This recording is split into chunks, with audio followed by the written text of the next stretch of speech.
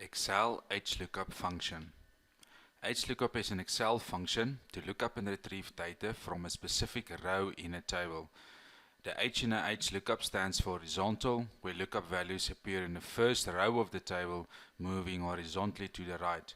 HLOOKUP supports approximate and exact matching and wildcards for finding partial matches. So as you know, if you're familiar with the VLOOKUP, this is just basically a transposed version of the VLOOKUP, which is a horizontal lookup where you're looking to the row and not to the columns. It will return the value from the table. The syntax HLOOKUP is exactly as the VLOOKUP. HLOOKUP, value you're looking for, then the table, then the row index number, not the column, the row index number, and then again the optional value if you're looking for exact or an approximate match. So this is a simple example how to do an HLOOKUP.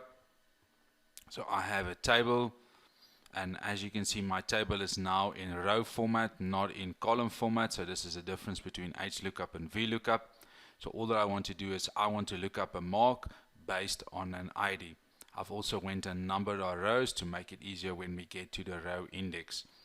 So again, my preference is I like to type my function or formula out.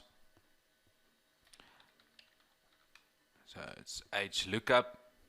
The lookup value, I'm looking up cell G9, my ID that I'm looking for there.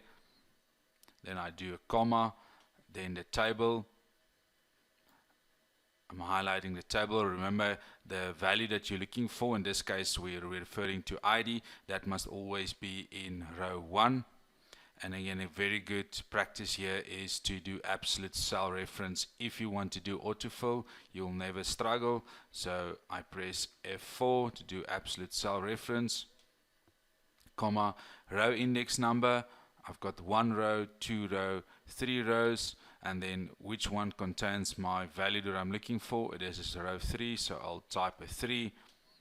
And then the last one, is this an approximate match or exact match? It's an exact match. My exact ID will give me an exact mark, so this will be a false. Close my bracket and press enter.